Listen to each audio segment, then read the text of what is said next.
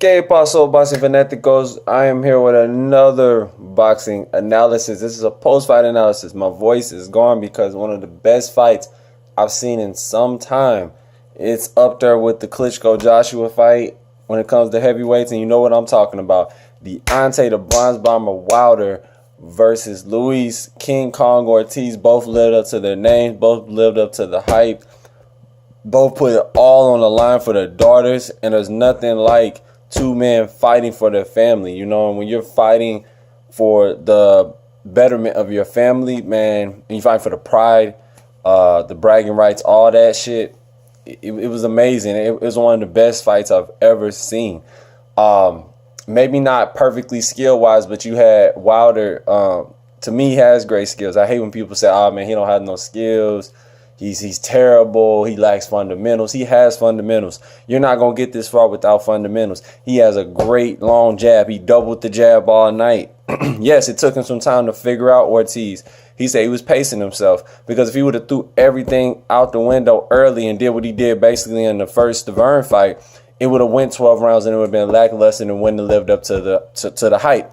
But what was smart is he lost the first 4 rounds. Some people think that's stupid because you only got 8 rounds to go. He knew in his heart, you know, he did it for Wakanda. You feel what I'm saying? And he wore that proudly on his shorts. He had Denzel Washington come in and give him some words of encouragement, words of advice, because he really believes in Deontay Wilder. And for good reason. Deontay Wilder is that nigga, man. He's that OG. You hear me? Like, this guy's in his prime, and I just can't believe it, man. He didn't even go down. I thought he was going to go down. He was getting rocked. After he got hit with that right hook in round 7, I'm just like, damn, like, that's straight crazy. Matter of fact, we're going to go to round 7 so you guys can see what happened, because in round 5, Deontay Wilder got the knockdown, which was great. But it was a great fight. Both was going back and forth in the middle rounds. I'm going to go ahead and show you guys once it goes big. We're going to go play by play. The right hook coming. There it is. That's the right hook that hurt Deontay Wilder. Deontay Wilder said that he didn't feel his power, but he felt his power, man. Luis Ortiz is a warrior. Cuban warrior. Got kidnapped by Mexican gangmen and got out of there and traveled the border. And you see him now. He hit Wilder with at least, I don't know, 15 to 17 unanswered punches. Wilder was just trying to survive. That's a 10-8 round to me. So Ortiz was way up on the scorecards, at least by 3 points at this point of the game. Round 8, Ortiz had him on the ropes again. Wilder's leg still was not there. It's one of the best heavy. It was so tactical. So many, you know, southpaw versus orthodox. You had it all. You had it all. But Wilder, that right hand was just too much, you know. Oh, what a right hand. And when he got him hurt, that killing instinct, at least he tells the truth. I got to pause it, y'all. At least he tells the truth. When he says he has a killer instinct, he really has a fucking killer instinct. And I miss that 80s, early 90s mentality of heavyweights having that killer instinct to go in there and knock your opponent out. You know, use your skills, you use your talent, but you try to get him out of there as early as possible. And I love that about Wilder. I love that about Ortiz too. You guys need to quit fucking calling people bums just because they fucking lose. You get in there, you won't even be at the last 1 round. So shut the fuck up, you bums. And like I said, man, it take a lot of heart to get in there. And when you at the top elite level, man, they weren't throwing punches in the motherfucking New York crowd booing and shit. The fuck you booing for? They both tactical. They both didn't want to just get knocked the fuck out and then ruin everything. If they got knocked out, it's because the person earned the knockout. Think about it. Earned. Not given. Earned. And like I said, a lot of you guys are so biased that if your person lose, oh, it was a trick, or all this. Why can't you just say it's a good fight? You motherfuckers are so negative. You know what I'm saying? It's just crazy. But I'm going to stop the rant and continue on. Ortiz had the shorter punches. And that's why Wilder was getting hurt so much. But Wilder, that quick run that he would do in that punch, them uppercuts he was throwing, straight right hands, perfect left hook, dropped him in the 10th. Right hand, left hook to the temple behind the ear, bam.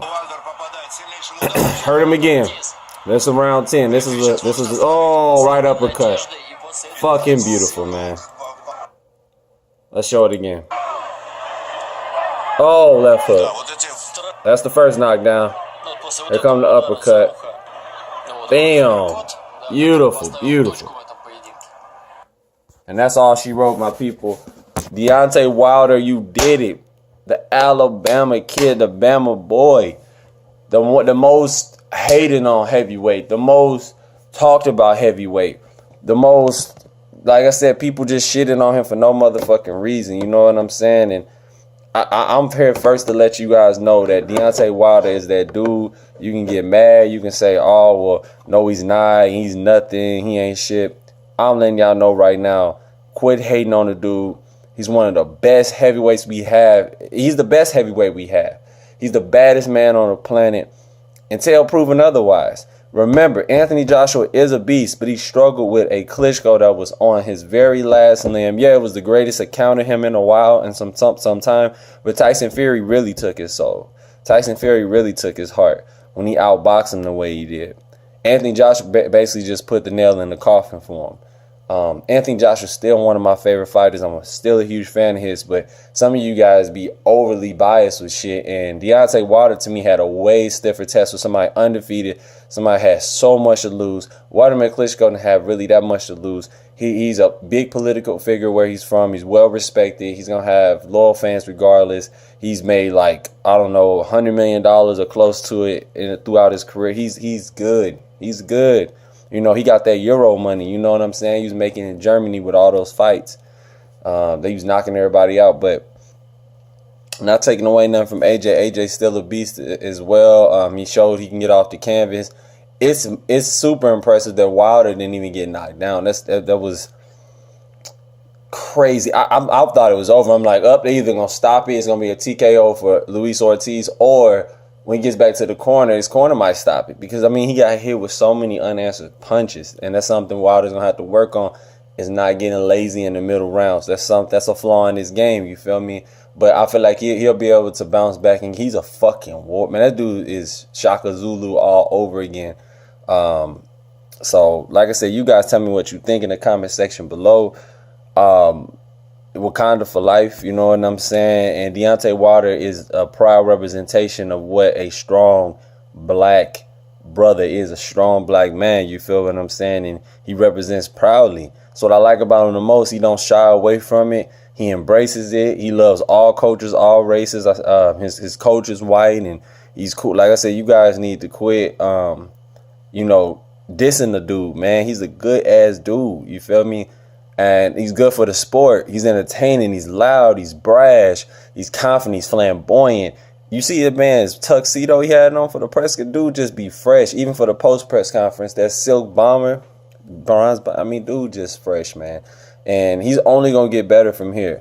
I still think he has about a good 5 to 6 years left in the sport before he retires. And I feel like he's going to retire 50-0. If he beats Anthony Joshua, he's going to retire 50-0. Or 55-0 or some shit like that. But, yeah, like I said, you guys tell me what you think in the comment section below. I love boxing, man. And me doing what I do as a professional, seeing Deontay Wilder do it, it inspired me so much that, you know, people can count you out, talk down on your name and saying you ain't shit. But as long as you believe in yourself, anything is possible. Anything is possible. And once again, big up to Luis Ortiz. Hopefully everything is good with your health and everything.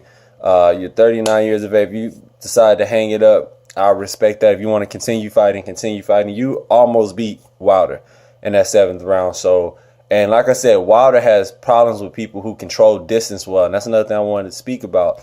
I was nervous this whole entire fight, biting my nails damn near, because Ortiz controls he loves control. These Cuban boxers are raised since they're in La Finca in near Havana, Cuba, where they have these kids learn distance early. You learn, it's programmed in your mind from like the age of 4 on up until you get into, you know, 18 years of age. You know distance, you know control, because control is fun. If you can control your opponent, you're having fun in there. If you're getting hit too much, I mean, unless you're a psycho, you're not really having fun.